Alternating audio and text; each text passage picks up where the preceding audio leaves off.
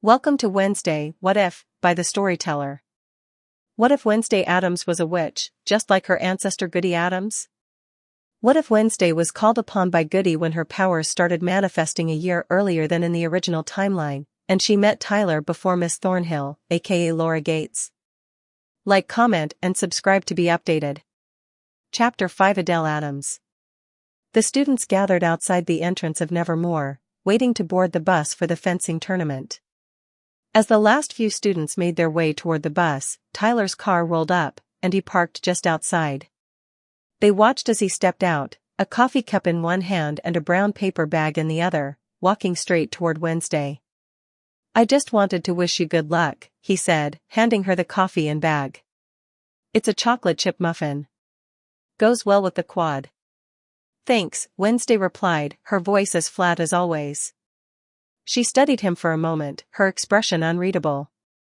"I'll call you as soon as I find a phone to steal," she added, almost absently, but there was something in the way she said it, like she was still figuring something out. Bianca, standing just behind, couldn't help herself. "I wish my boyfriend was that considerate," she muttered under her breath, eyes trained on the pair. Ajax, who had been watching the exchange with a raised eyebrow, commented, "Isn't it weird that she's been here for a few weeks and already has a boyfriend?" "She's the last person I would ever expect to have a boyfriend," one of the girls added, her voice thick with curiosity. As the students hummed conversation, all eyes turned back to the pair as Tyler leaned in, clearly aiming for a kiss. Xavier frowned at the scene, but then his face softened when he noticed something. Wednesday had stepped back, a slight shake of her head, and her eyes flickered to the side. "I should go," she said flatly, avoiding his gaze. Tyler looked disappointed, but he nodded in understanding. "Yeah, I'll see you when you get back," he replied, his voice quieter. Wednesday didn't hesitate. She walked toward the bus, her posture as stiff and controlled as ever. The door closed behind her after Principal Weems and the fencing coach climbed aboard. As the bus started moving, they looked out the window and saw Tyler standing there, watching as she left, his hand raised in a final wave. The rest of the students were left in silence, as they processed what they'd just witnessed. Tyler's perspective. "When I arrived at work that afternoon, the last thing I expected was to run into Lucas, the mayor's son, and his usual group of friends at the weather vane. They were lounging around, clearly trying to stir up trouble. "Hey, Tyler, where's your girlfriend?" Lucas asked, a smirk pulling at the corners of his mouth. My eyebrows furrowed, trying to keep my cool. "She's not here right now," I said, keeping my voice even. One of his friends snickered. "You're seriously not dating that freak, are you?" Another one jumped in. "I heard she got expelled from her old school for dropping piranhas in a pool. Sounds like she's got some issues, man." I bit back the urge to snap at them. I wasn't in the mood for their nonsense, but the mention of her old school caught my attention. Wednesday was different, but I liked that about her. And I trusted her, even if I didn't fully understand what had happened to her that day. "She also told me she blew up her school science fair," I added with a chuckle. I forced a smile, trying to hide how uneasy the conversation was making me. "That's her, always going a little too far for some people's comfort," I said, my tone casual, though I was anything but calm on the inside.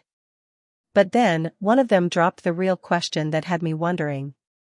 "Are you planning to make her fall for you and then dump her?" I didn't know how to respond. Was that what they thought? I didn't even know how I felt about this whole thing. But there was something deeper there, something about her I couldn't quite shake.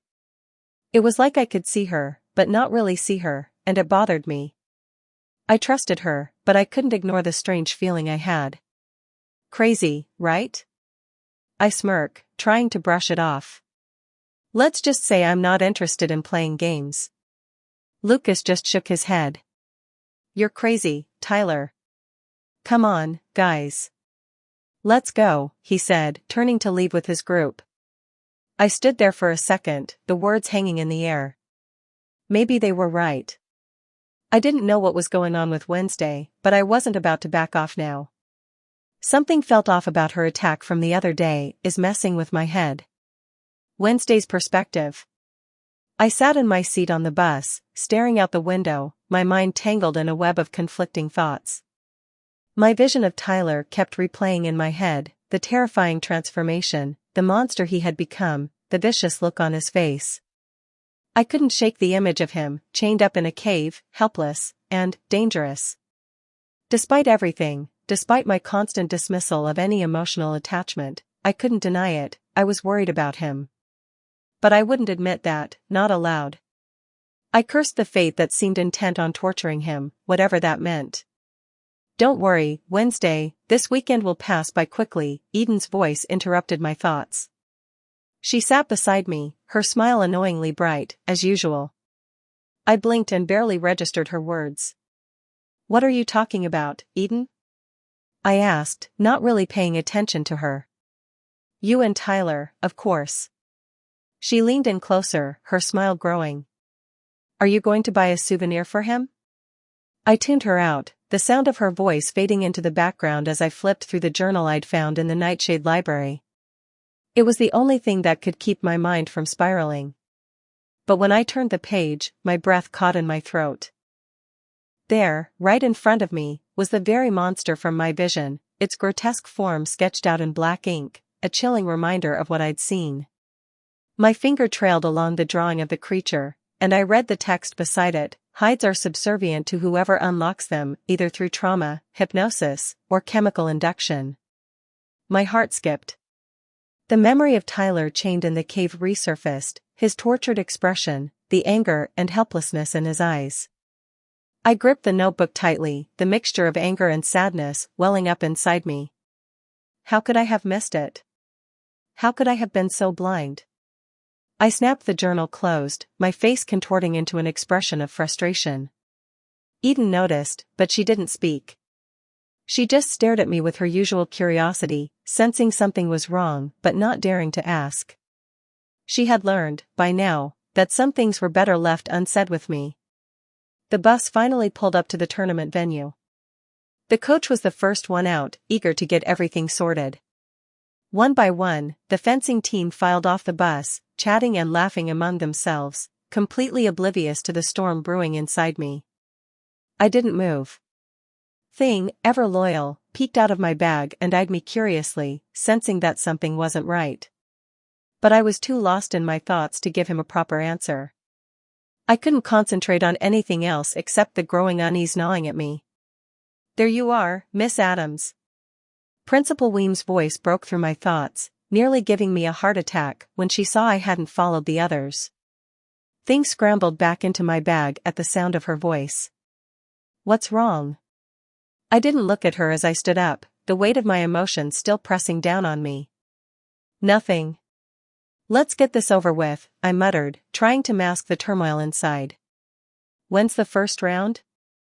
So we can just get this over with, I asked impatiently, eager to distract myself from my swirling thoughts. Focusing on the competition was easier than confronting the things I was truly afraid of.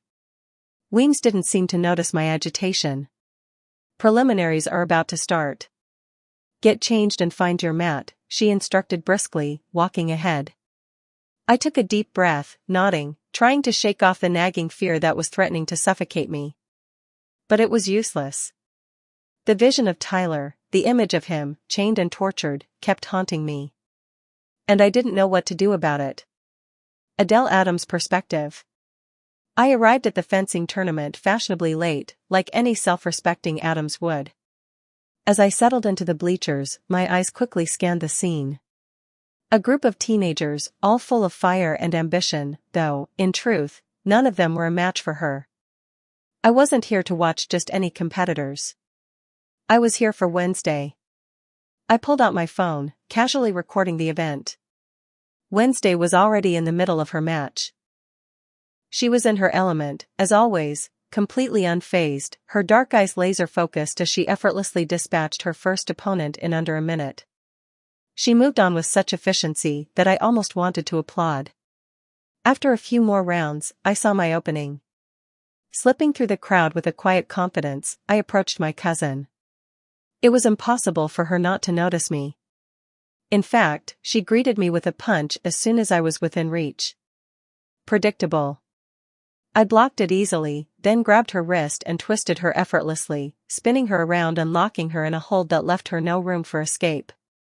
That was quite a show, Friday, I said, my voice teasing as I held her in place. But it's a little disappointing when your opponents never really stood a chance. Before she could say anything, Principal Weems's voice rang out from behind me. Well, I'll be Adele Addams, she exclaimed, clearly trying to hide her surprise and delight. I gave her a playful look over my shoulder. Long time no see, Professor Weems. Or should I call you Principal now? I released Wednesday and took a step back, my grin widening. Cousin? Wednesday's voice was flat, but I knew her well enough to hear the subtle annoyance beneath it. I decided to drop by when I heard Nevermore was participating in the tournament, I said, my tone casual but with a touch of mischief. I was thrilled to see you joined the team. So, what happened to all that talk about never living in your mother's shadow? Wednesday's scowl deepened. I was forced to join, she said, her voice heavy with reluctant acceptance. Ah, I nodded sagely, a deal, I suppose? Or was it blackmail? A deal, she muttered, almost grudgingly. I knew it, I said with a knowing smirk. Blackmail wouldn't have worked on you. You don't care about most things anyway. Wednesday shot me a side eye, clearly annoyed. I take it you weren't just here to watch the matches? I smiled. Of course not. I recorded every match on my phone. Movie night's going to be so much fun. I leaned in slightly, lowering my voice. Still don't want a cell phone?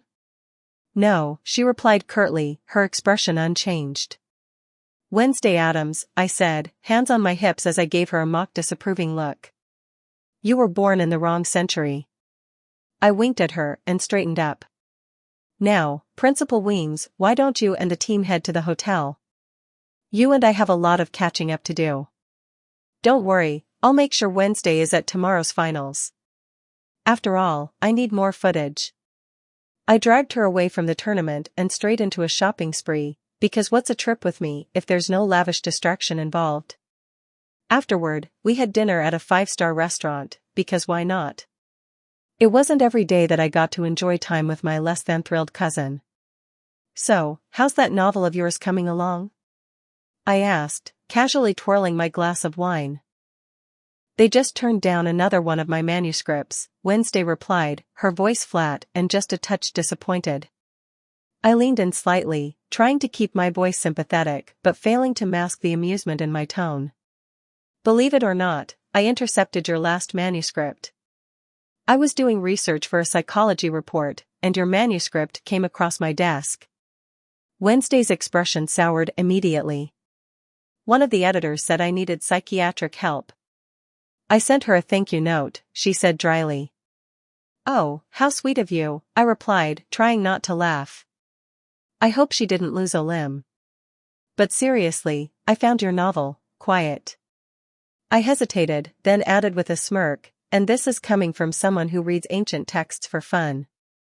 Stop playing games and get to the point, Wednesday snapped.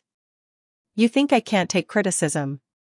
I smirked and leaned back in my chair, the flicker of amusement never leaving my face. Darling, I know you can't take criticism.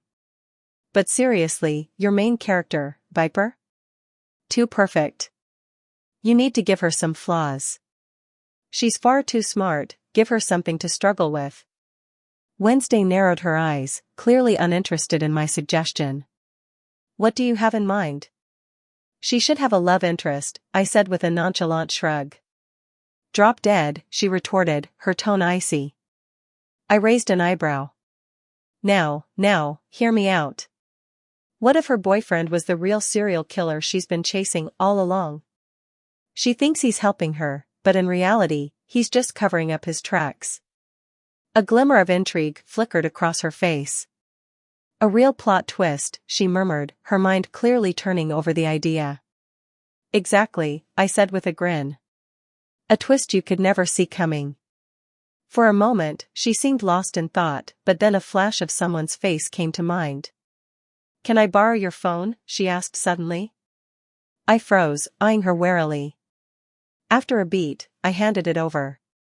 I didn't fully trust her, but at this point, I was more curious about what she was planning.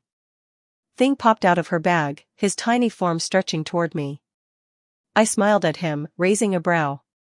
So, who is she calling, Thing? I asked with a grin. Thing chirped in response, and I leaned back in my seat, amused. This was going to be interesting. As I waited, I wondered exactly what was running through Wednesday's mind. She had a strange way of dealing with emotions, or, in her case, avoiding them. I empathized with her in a way most others didn't. Emotions were a complicated thing for her. She didn't understand them, and sometimes, she didn't even want to. That's where I came in. I could read people, understand them in ways they couldn't even fathom. I'd been doing it for years, a natural knack for psychology, along with a little magic to help the process. But it was her I was most curious about. My younger cousin, the one who could outsmart anyone in a heartbeat, but still couldn't figure out what made people tick. I had to admit, I was a little proud of her. She was far more than she realized. But I wasn't about to let her off easy. There were plenty of things she still needed to figure out. And me?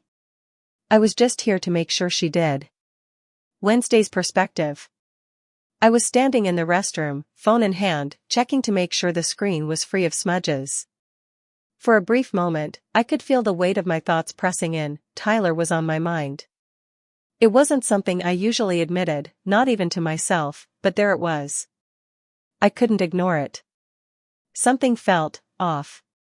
The phone rang, and his face appeared on the screen, framed by the usual backdrop of his cluttered room. He looked surprised, almost confused. Hey, good to see you. Did your match start yet? Tyler asked, glancing around like he was in the middle of something. The preliminaries are done. The finals are tomorrow, I answered, keeping my tone flat. I take it that you won? His voice had a note of teasing, but I knew he was genuinely curious. Yes, I replied. It wasn't even worth elaborating. It had been a quick and efficient win. As usual. Why are you calling from the women's restroom? His voice took on an odd tone, somewhere between confused and suspicious. I hesitated for a moment, unwilling to reveal too much. My cousin invited me to dinner. Turns out she had business here, I said, the explanation sounding casual enough, even to my own ears. Seriously? And they just let you go out with her? He asked, his disbelief clear. She's an alumni of the school, I explained, the words coming out a little too easily. Don't ask how she charmed Principal Weems. Tyler's expression softened slightly, as if he realized this was one of those rare moments when I wasn't going to explain further. Okay, I assume you're using her phone. You should get back before she wonders why you're taking so long. I glanced at my reflection in the mirror, eyeing the door. He was right. I didn't need to make her suspicious. Alright, I have to go now, I said, my voice already turning curt. Talk to you later, Tyler responded, his face softening as if he sensed the tension in my tone. I didn't wait for him to say more. I hung up quickly, my thoughts drifting back to him for just a moment longer. Something wasn't right. I couldn't shake the feeling. But I wasn't about to tell anyone that. Especially not him. With one last glance in the mirror, I wiped my hands and walked back into the world I was so good at hiding my feelings in. Adele Addams' perspective. I couldn't help but grin as I watched Wednesday approach the table, her expression the perfect mix of curiosity and confusion. Progress, I could feel it in the air. Sure, she was still stoic as ever, but at least she was asking questions. Big ones. So, how do you know when someone's your boyfriend? She asked, sitting across from me with a furrowed brow, clearly trying to work out a concept she found perplexing. I nearly choked on my sip of water. Her timing was impeccable. I set my cup down carefully, trying to process the question that, for most people, would be relatively simple. But for her? It was like trying to explain quantum physics to a goldfish. This is fine, I reassured myself, fighting the immediate panic. Progress.